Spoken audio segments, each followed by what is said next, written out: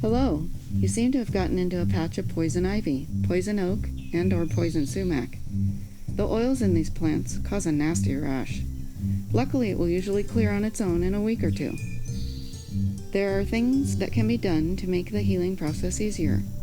The first step is to take a cool shower and use soap to remove as much of the oils as possible so the rash does not spread to other parts of your body or other people. It is also important to quickly wash any clothing and other items that may have come in contact with the irritating plant oils. Avoid scratching and leave any blisters alone. This speeds healing and prevents infection. Cool showers, calamine lotion, and antihistamine creams can help with the itching.